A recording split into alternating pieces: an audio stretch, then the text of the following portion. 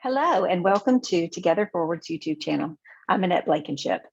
Are you a business owner, manager, or project manager, and your biggest challenge is that your projects come in late or go over budget? Do you wind up managing the projects yourself because you just can't seem to get your team set up for success?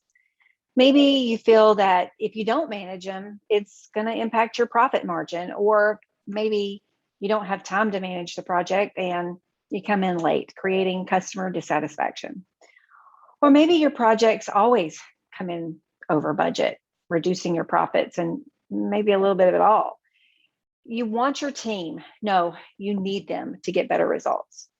Well, stay tuned because today I'm going to walk you through how to set up your team for success, ensure accountability as we discuss the 3 steps for stopping the madness.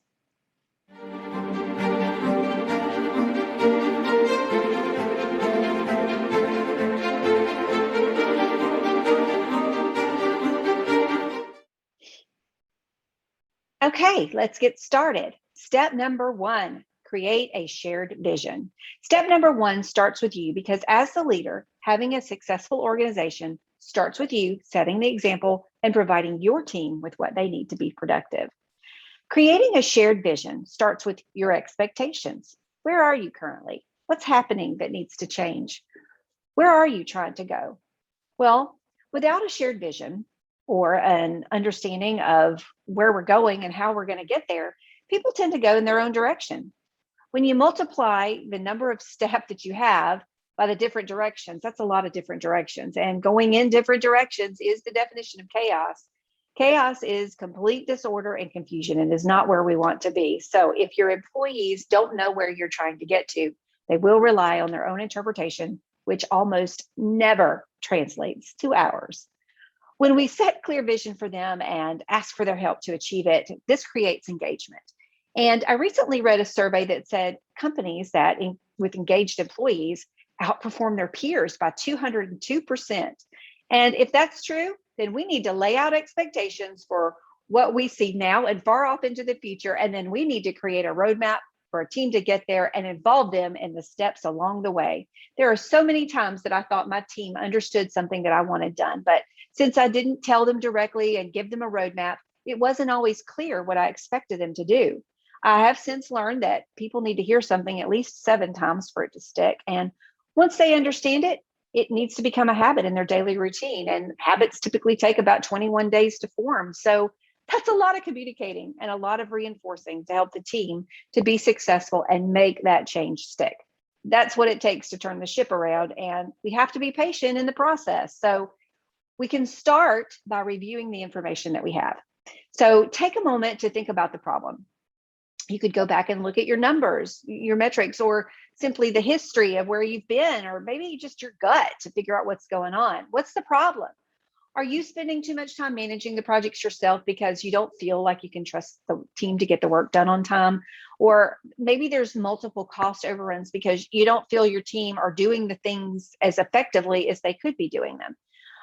Maybe your projects are coming in late and they're creating some customer dissatisfaction. But the point is once you understand the problem, then we can involve them in the process. So let's say that we, as the visionaries of our organization, are spending too much time managing the project, current state, right? And we want them to start managing better, which is our future state. We would want to start with some sort of meeting to discuss what's happening and share where we are in the company. You don't have to get specific about revenue numbers or profits. We just need to paint the picture of the change that we want to see. I would recommend starting off with a daily meeting. Once you get things in place and you start to see the transition and ownership and getting things done within time and in the budget, then you can start reducing the meeting to 3 times a week, then 2 times a week, then 1. And once you get your team in a habit of doing things in the right way and taking ownership, then we can pull back. And I understand that may be pretty tough for some of you, but think about what you're trying to do. You have a vision for where you want to go, and you have a problem, and your brain as a visionary is moving very fast. You see the areas that need focus and attention and clarity, but you have to show them what you want to be done and how to do it. So you'll need to slow down and help them get there. It takes time for people to understand and all get on the same page. You can start by saying something like, We've been operating for 5 years now, and it's time to take things to the next level. I have been spending way too much time on the projects and being involved, and we tend to go over budget when I'm not. So do our projected timeline. So this year or this quarter, we're going to focus on improving our project delivery process. And then I want to delegate this responsibility, future state, of getting things done to you. And we'll begin by having a list of projects, expected timelines, and expected costs. And you, as the owners of these projects, will be responsible for staying within the constraints that we lay out. We could say something like, I understand that sometimes things come up, and when they do, we're going to review that together and learn where we need to improve.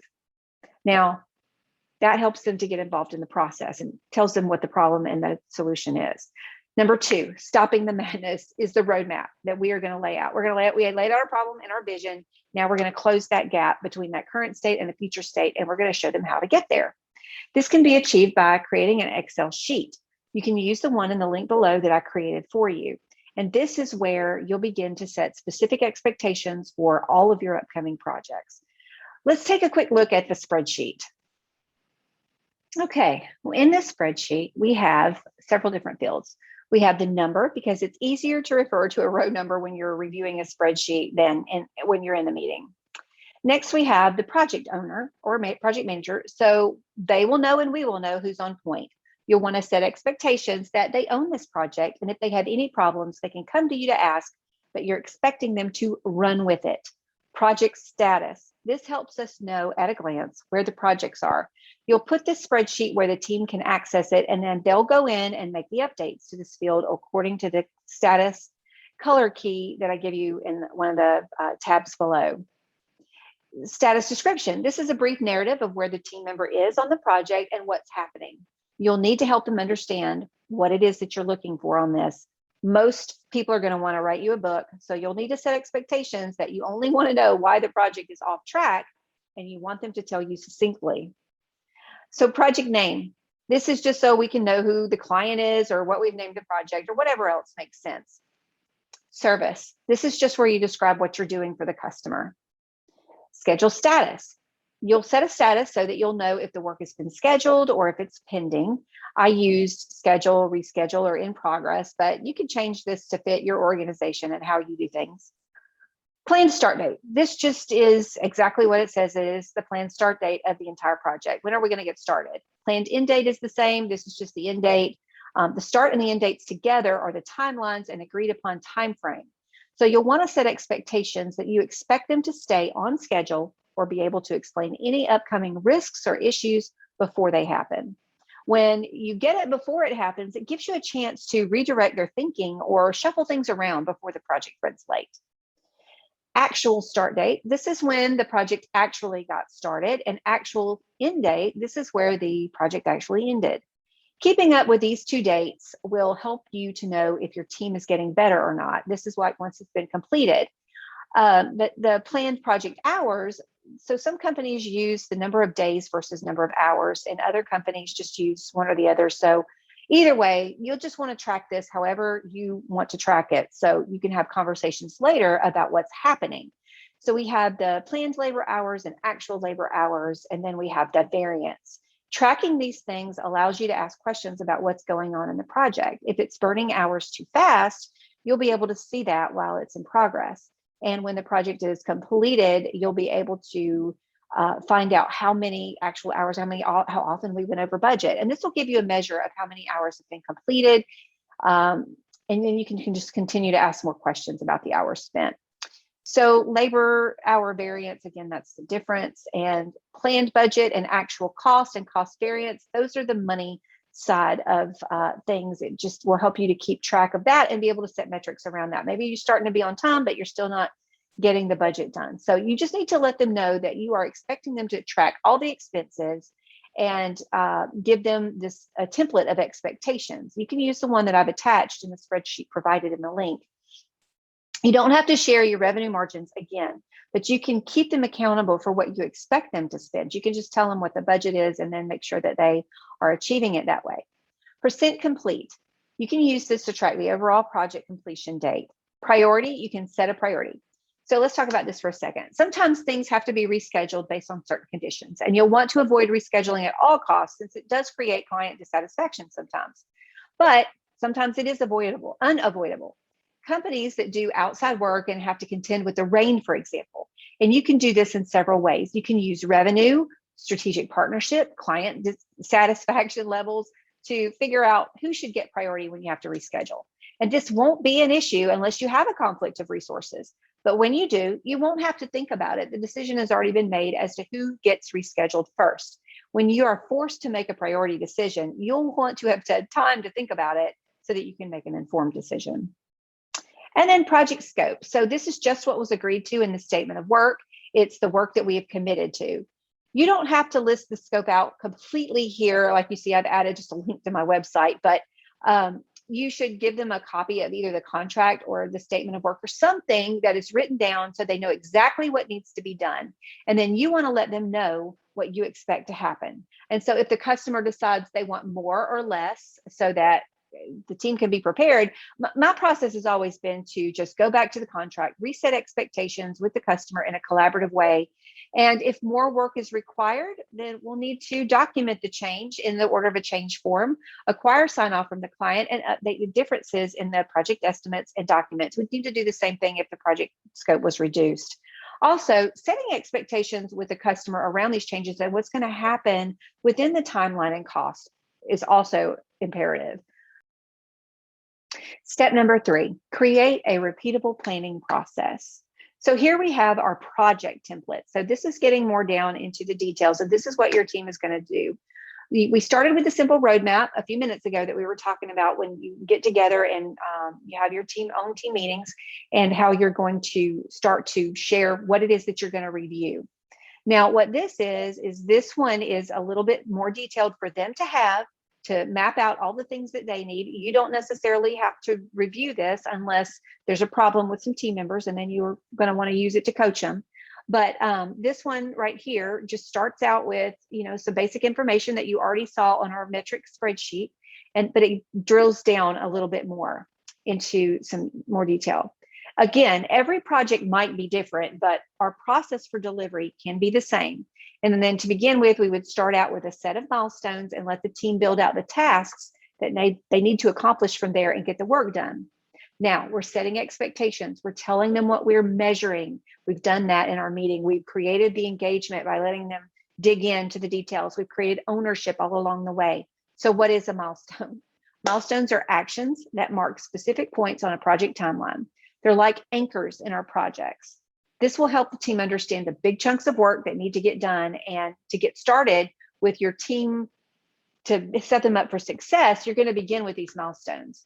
So have the team create this project schedule. Once you've got your basic milestones in there, just put them all in the project template, have them go in and fill in the details. Like they can add in between these lines here, the expenses and the resources that they need. This takes the work off of you, and it helps them to understand what you want them to do from a high level, and then asks them to come up with the specifics. And as I said, this really just makes them feel like a part of the team and a part of the process. And since you laid out where you're trying to go, they can get the specifics hammered out themselves. You don't want to worry too much about every little task. That's going to work itself out. You just want to start the process by asking them to break it down to that next level from the milestones that you give them. And this is going to be the start to the overall project schedule template. You may need a couple of different templates based on the services that you provide, but this template can be used to capture every piece of information and then used to start every project. The other added benefit is starting with a repeatable process like this of all the things that need to happen on a project. This gives you a foundation or a baseline from which you can start your detailed discussions when your projects go off track to redirect them to the right way. Starting a repeatable process will also cut down on the time needed to get the project going. Your process is going to continue to evolve and improve over time to better fit your team and how you want to operate. And it just helps you to all get on the same page. So the last thing you want to do, getting back to the meeting, is create those metrics for review. Now that you've created the shared vision, you've created the roadmap, and you've started the planning process, you're going to want to look at those metrics, create those metrics and look at them every week, and or every day, and review that process as a part of your repeatable delivery process. And you're going to want to make sure that they stay on track, that we're updated weekly or daily as to how much variance occurred and how many times it occurred over time. Is your team getting better? What else do they need to learn? You might set up a weekly meeting with the project owners to go over these things, or daily based on your needs, and get feedback on how to improve the process, especially since you are expecting them to take ownership of it. And you'll want to create a culture of engagement and not a culture of blame. People are more willing to try new things when they know that they're allowed to make some mistakes. And you can use your metrics to better understand what's going on, to determine if it's an organizational problem or an individual staff member problem. So you want to start with asking questions in the meeting. So going back to we're in our meeting. This is our metric sheet. This is the sheet that you're going to be managing. This is what's going to tell us what's on track and what's not on track. And our completed example here is going to be where we're able to really dig in and see what's happened in the past and then change it for the future.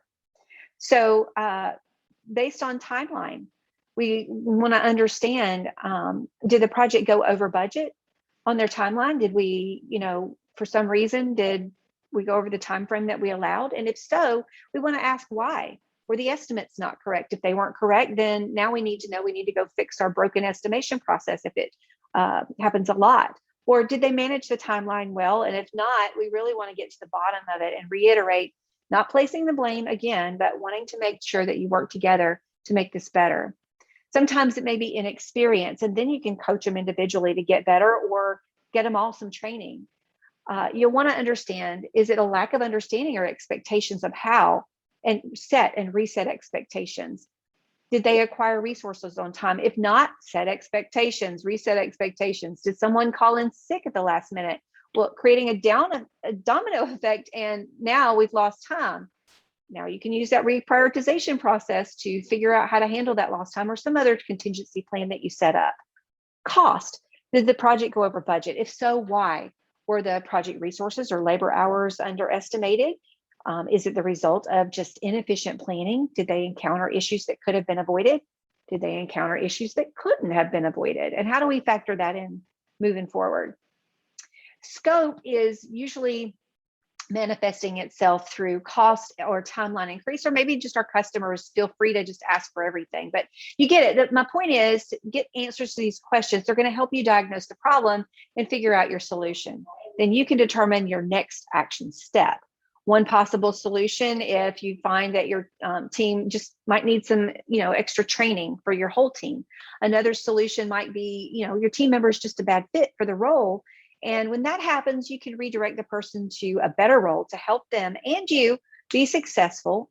And if you have an organizational problem, like I said, consider getting that training for everyone versus an individual problem where you could just coach them or help them in your one-on-ones get training, or just get them individual training. But continue to reiterate expectations on the outcomes that you want to see is the key there. And you've heard the saying that you get more flies with honey than vinegar, and positive reinforcement of behavior always helps things stick faster than the negative reinforcement. So one way to do that is to reward them for staying on track over a period of time.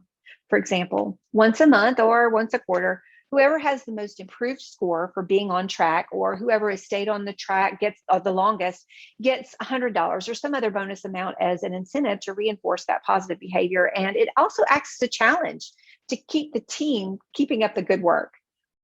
So this is my 3 steps for stopping the madness to help you set your team up for success and keep them accountable. And it gives you time back in your day to actually lead and work on your business rather than in it. So be sure to download the template in the link below. And please let me know if there's anything else, another challenge or another problem that you'd like for me to create a video on from a project management perspective. Put that in the comments below for consideration in future videos. Thank you for watching. I'll see you in the next video. If you enjoyed this video, go ahead and click that like button. Every like helps us to reach new people. And if you want to see new videos on leadership, strategy, and project management to help you with your business or career every week, go ahead and hit that subscribe button and notification bell. Also, please let us know what your top leadership, strategy, and project management challenges are so that we can make some new videos in the future with your feedback. Thank you for watching. I'm Annette Blankenship, and I'll see you in the next video.